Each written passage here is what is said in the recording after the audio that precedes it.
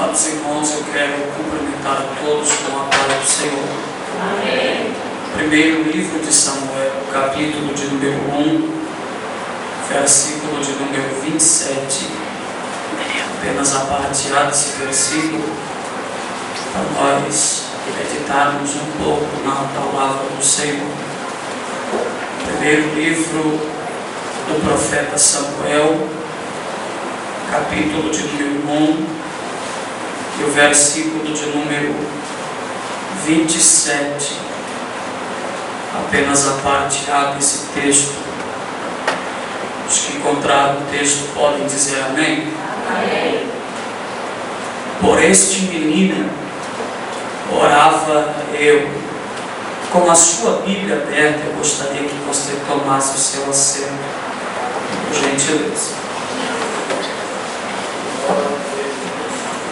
Meus amados, graças ao nosso Senhor, que permitiu mais uma vez estar entre os irmãos nesta feita, nesta campanha que é tão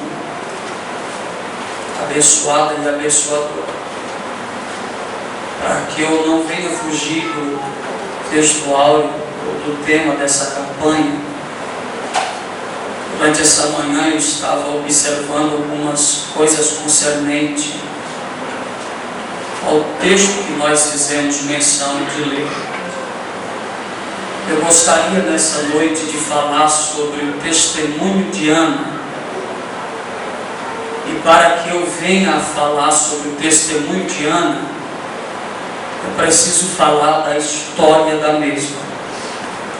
Ainda que nós já ouvimos muitas pregações concernentes à história de Ana, porque afinal de contas, todos nós que aqui estamos, se não a maioria, já ouviu alguém pregar sobre a história de Ana. Se não ouviu alguém falar sobre Ana, ouviu falar sobre Samuel. Se não ouviu falar sobre Ana e nem Samuel, provavelmente ouviu falar sobre o livro de Samuel. O livro de Samuel é um livro marcante, tanto o primeiro quanto o segundo, porque fala da mudança da teocracia para a monarquia. Ao invés de Deus comandar o povo e delegar ao povo as ordenanças, o povo observa as nações vizinhas a Israel e pede um rei, e assim vem a monarquia imperar em Israel. Sendo eleito o primeiro rei Saul, logo após rejeitado veio o irmão Davi. O livro de 1 Samuel fala de grandes pelejas, de grandes batalhas, de erros e acertos dos reis, tanto de Saul quanto de Davi, mas também fala do grande sucesso que houve na vida de Samuel, alguém que exerceu um ministério tríplice. Ele foi o último juiz, foi o primeiro profeta e foi sacerdote em Israel. Quando se ouvia falar em Samuel, as pessoas tremiam e temiam, porque sabiam que Samuel não brincava com as coisas de Deus. Sabia que Samuel era alguém que estava com a palavra de Deus afiada como uma espada de dois gumes, pronta para usá-la. Mas é impossível falar de Samuel e não falar da família do mesmo. Então nós vamos entender que para chegar a Samuel, precisamos passar por sua família, até mesmo porque uma família é constituída de um casal, e o casal é constituído por dois indivíduos, e uma sociedade é constituída de família.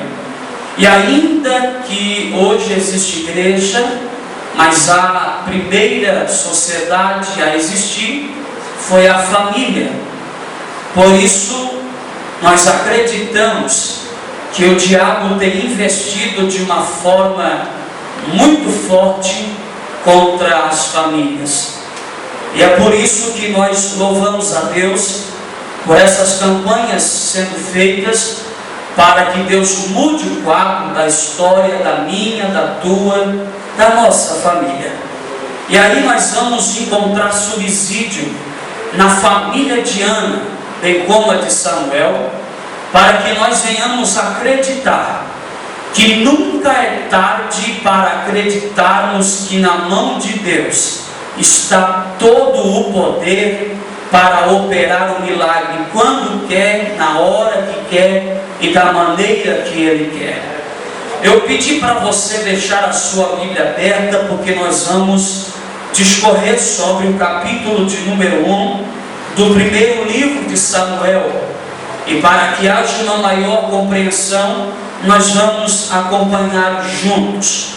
Capítulo de número 1 e o versículo de número 1 diz que havia um homem, Ramataim Zofim, da região montanhosa de Efraim, cujo nome era Eucana. O versículo de número 2 diz que ele tinha duas mulheres. O nome de uma era Ana e o nome da outra era Penina. Penina tinha filhos, mas Ana não os tinha. A primeira questão é que este homem tem duas mulheres. Alguns engraçadinhos nos dias de hoje acham que é uma maravilha, uma bênção possuir duas mulheres. O próprio Jesus, ele disse no Evangelho segundo escreveu Mateus, no capítulo de número 19, deixa o homem, o pai e a mãe, e assim deixa a mulher, o pai e a mãe, e os dois viram uma só carne. Nós vamos entender que o nosso Senhor Jesus vai dizer que um casamento é constituído por um homem e por uma mulher. E aí alguém diz assim: mas algumas pessoas do Antigo Testamento casaram com duas mulheres, e por que nós não podemos ter? Então vamos esclarecer para você não ficar um pouco perturbado. O que acontece é que existia-se um código de Hammurabi, que veio a tornar-se imperativo desde que o homem, casando-se com uma mulher, e a primeira mulher fosse estéril, ele poderia casar-se com uma segunda mulher, mas precisaria dar o tratamento tanto para a primeira, que era estéril, quanto para a segunda, que poderia dar-lhe filhos. A mulher já teria um pouco de desvalorização por ser mulher. Quando de lá estéril, a esterilidade para nós pode ser uma coisa normal, mas a esterilidade para um judeu é uma coisa horrível, alarmante, escandalosa. A esterilidade para o judeu é conhecida como resultado de um defeito na vida espiritual. Você vai entender que um sacerdote não poderia ter as mãos quebradas. Por quê? Porque toda a congregação ia dizer assim: se ele tem as mãos quebradas e não pode fazer nada pela nossa obra, pela igreja, então quer dizer que aonde ele pôr a mão, nada vai dar certo. Ele não poderia ter os testículos quebrados, porque o povo ia dizer assim: ele não pode gerar filhos na carne, então nunca que ele vai gerar filhos no espírito.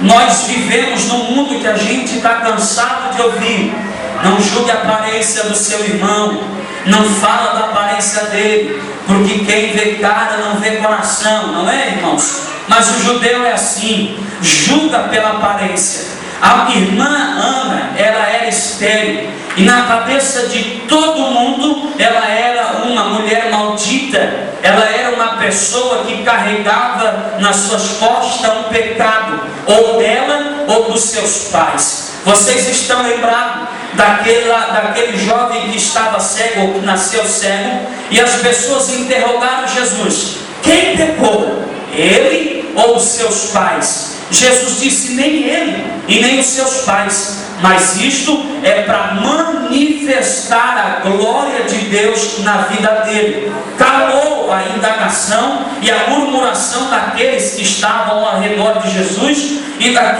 daquela criança que estava cega. A esterilidade era considerada como um defeito. Então o homem poderia casar com uma segunda esposa para dar continuidade à sua prole, à sua descendência. Aí, irmãos, nós precisamos entender que se Deus quisesse que o homem casasse com duas mulheres, será que no jardim do Éden Deus não havia feito duas mulheres ao invés de uma só? Nós precisamos entender que Deus não aceitava esse tipo de coisa, mas como já estava imperado na cultura do povo, foi se aceitando. E você vai ver que todos os homens que possuíam duas mulheres, sendo que a primeira era estéril e a segunda não era, todos eles tiveram problemas, se não com eles, mas com a sua outra mulher. Eucana possuía duas mulheres porque Ana era estéril. E aí a gente vai entender que no versículo de número 3, a Bíblia diz que este homem subia da sua cidade, ou seja, de Ramataim Zofim, para a cidade de Siló, porque em Siló estava localizado o tabernáculo e lá estava o sacerdote. E diz a Bíblia que todo ano ele subia a Siló para sacrificar e para adorar o Senhor por Ana e por Penina e seus filhos. E a Bíblia nos diz que por Ana ele dava a porção dupla no versículo 5, porque ele amava ela, ainda que ela fosse estéril, mas ele amava ela. E o que me chama a atenção é que no final do versículo de número 5, a Bíblia diz que o Senhor cerrou a madre de Ana. Ana não fez campanha para ser estéril.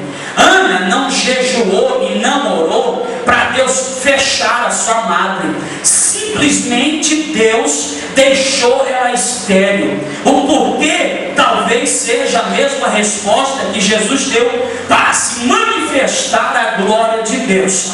Tem coisas na nossa vida que você vai cansar de perguntar por quê. Porque é melhor você parar de perguntar por quê e aceitar e acreditar e esperar que a manifestação de Deus aconteça, porque você vai ficar frustrado, irmãos. Não dá para nós debatermos com Deus. Jó pensou que ele tinha um conhecimento e Deus disse: Jó, eu faço as coisas e tu vai ficar perturbado. Então Jó não pode e diz: eu bem sei que tudo tu podes e nenhum dos teus pensamentos pode ser impedido. Então aceita, porque Deus tem alguma coisa a fazer por intermédio desta dificuldade que Ele próprio criou na vida de Ana. Só que o que Ele criou na vida de Ana está machucando ela. O que Deus fez na vida de Ana está causando sentimentos de dor na vida dela. Porque a Bíblia diz que Eucana, ele pergunta para ela: por que choras? Por que não comes? E por que está entristecido o teu coração? Olha, quem é o homem para identificar o sentimento do coração? O homem, Eucana, identificou o coração de Ana, porque Salomão diz que o rosto é o reflexo do coração. Aquilo que está dentro do nosso coração está refletido no nosso rosto. Então Eucana percebe que Ana, ela não come direito, ela só fica chorando e ela não aguenta mais a situação e vive triste. Mas por que ela vive triste? Será que é só porque ela não pode dar filhos? É claro que não. A Bíblia diz aqui no versículo de número 6: e a sua rival provocava excessivamente para irritar. Dentro do hebraísmo, que não é a falácia, mas é o sistema de interpretação, a expressão provocava excessivamente, quer dizer todos os dias, de manhã, de tarde, de noite, e como é excessivamente, possivelmente até de madrugada, Penina tirava sarro da cara de Ana, porque Ana não poderia dar filhos, e Penina irritava. E por que Penina irritava? Para que Ana viesse perder o equilíbrio equilíbrio, viesse perder o seu equilíbrio, tanto emocional quanto espiritual. E perdendo o equilíbrio, Ana ia literalmente falar coisas que não devia. Quando alguém dá uma martelada no dedo, tem que ser muito crente para dar glória a Deus, para não falar o palavrão. Vai perder o equilíbrio. Quando alguém é irritado, o que o diabo quer? Quer irritar, quer perder o equilíbrio, quer fazer com que nós percamos o equilíbrio. Existem algumas nações que, quando saía uma batalha, elas pegavam e cortavam os dedões do pé e os dedões da mão. Para quê? Porque cortando os dedões do pé e o dedão da mão, a pessoa fica sem o equilíbrio. Perca o dedão do pé e você vai ver que equilíbrio você terá. E o diabo quer que nós ficamos assim, ficamos descontrolados. E é isso que Ana chora, é isso que Ana não come, é isso que Ana vive triste, porque estão irritando ela por uma coisa que ela não pediu para ter, por uma coisa que ela não pediu para ser. Ela não orou, não jejuou, não fez campanha para dizer: fecha-me, amado Senhor, porque eu quero que todo mundo saiba que eu seja maldita, ou saiba que eu seja estéril. Ana não fez isso, mas Deus fez, e o porquê Ele sabe.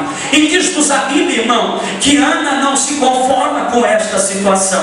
E a Bíblia diz que então, no versículo 9, então Ana se levantou, depois que comeu e bebeu em Siló, junto com seu marido, e a Bíblia diz que o sacerdote Eli estava sentado numa cadeira, junto ao pilar do templo do Senhor.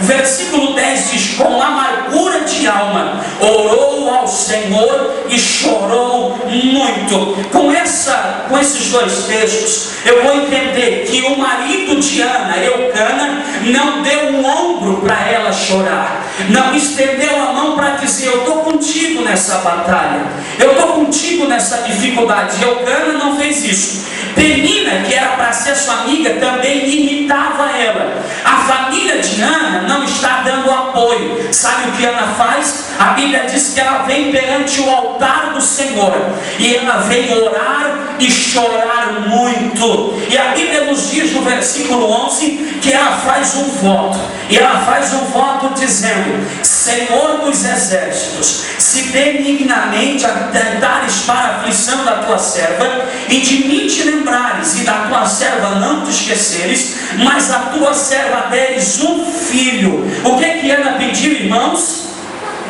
Ana pediu um? Ana pediu um? Guarde o filho, porque depois eu vou voltar. Depois que eu encerrar essa introdução, eu volto no filho. Diz a Bíblia que Ana faz um voto ao Senhor. Ana só faz um voto porque Eucana permitiu que ela viesse a fazer um voto. E a Bíblia nos diz que ela fez um voto e pediu um filho. E ela disse: se o Senhor deres um filho, eu vou entregar ele na tua casa, e sobre sua cabeça não se passará navalha. Quando ela diz não se passará navalha, ela estava fazendo o uso do voto do nazireado, que não poderia tomar vinho, tocar em coisa morta, e tampouco cortar o seu cabelo. E a Bíblia diz no versículo de número 12: demorando-se ela em orar perante o Senhor, demorando-se ela no orar perante o Senhor. Alguém disse assim: o diabo é meu inimigo número 1. Mentiu, errou, está equivocado. O diabo, por mais curioso que seja, por mais diabo que ele seja, ele não é o nosso inimigo número 1. Porque por mais que ele luta contra a nossa vida, ele já foi vencido na cruz do Calvário. Ele é repreendido pelo nome de Jesus, e quando coberto pelo sangue de Cristo, ele não pode nos tocar. O maior inimigo meu é o meu eu, é eu mesmo, é o Júlio César, que é o maior inimigo dele mesmo. Por quê? Porque só o Júlio César pode não querer se santificar, só o Júlio César pode não querer receber uma vitória. Mas fulano disse que não vai conseguir.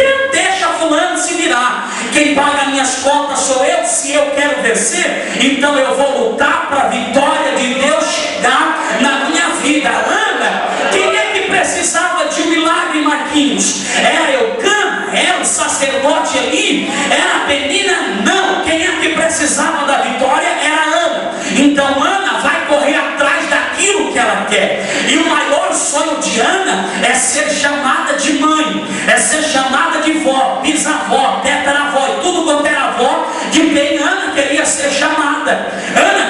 ser mãe, e diz a Bíblia que ela vai atrás, e ela indo atrás, demorando-se ela em orar perante o Senhor.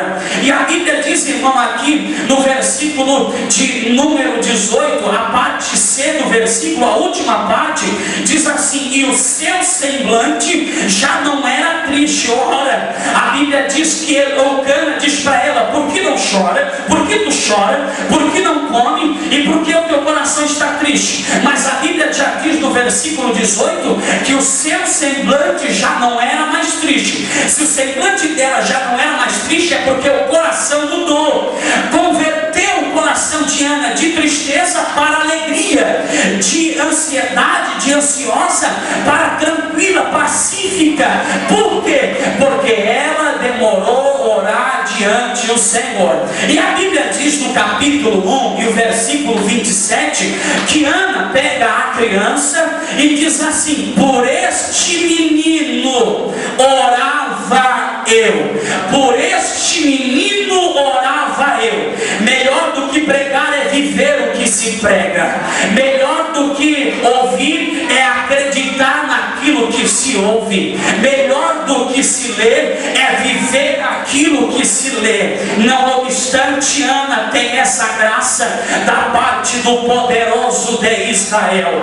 Diz-nos a Bíblia que Deus ouviu a oração de Ana, abriu a sua madre, depois que eles sacrificaram de madrugada em Siló e voltaram para casa, o Eucana deu uma palavrinha de amor em Ana, e a Bíblia diz: conheceu, coabitou Eucana com Ana, e a Bíblia diz que devido ao seu tempo, Ana deu à luz a um filho, a um varão, e ela espera o momento de desmamar a criança para levar até o templo e cumprir o seu voto. Eu acabo a minha introdução e tiro a Ana da história e coloco a minha família e a tua família a partir desse momento sofrendo a aplicação pessoal desse texto, e eu tenho certeza que você não sairá daqui dessa noite da mesma maneira que você entrou. Se você acreditar naquilo que eu falar nessa noite, Deus pode mudar a tua história, virar teu cativeiro, quebrar os ferrolhos que te acusam, os aguilhões que te prendem. Ele vai mudar a tua história se você acredita na palavra do bom mestre. Diz-nos a Bíblia que Ana é estéril, mas não pediu para ser estéril, e Deus havia cerrado a sua madre.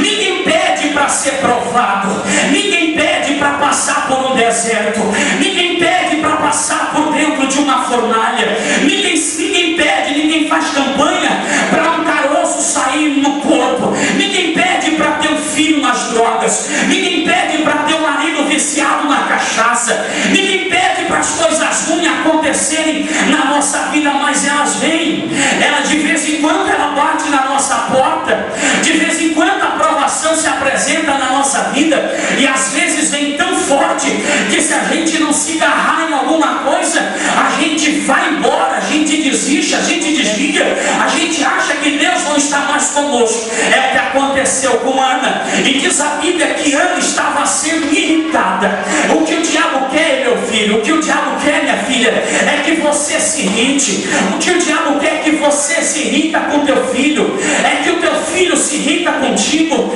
é que a tua esposa se irrita com o esposo, é que o esposo se irrita com a esposa, e dessa irritação, dessa provocação pode sair palavrões, pode sair palavras que machucam. Tem palavra que machuca mais do que uma violência física. O que tem de mulher triste com o marido, e o que tem de marido triste com mulher por causa de palavra que falou, e palavra machuca. Tome cuidado para você não machucar o seu cônjuge, tome cuidado para você não magoar o seu filho. Você não pode ter uma relação apenas de pai para filho, ou de filho para pai, tem que ser de amigo para amigo. O que está faltando é um pai ser amigo de um filho, e um filho ser amigo de um pai. Quando isso acontecer, nós vamos deixar de ouvir mulheres caindo de um precipício, nós vamos deixar de ouvir pessoas tirando a sua própria vida. A gente não precisa de dinheiro, porque se precisar é só trabalhar. Se está apertado, faz empréstimo e pronto, acabou. A gente não precisa mais de casa, porque é só pegar, é só fazer empréstimo, vai agora. O que a gente precisa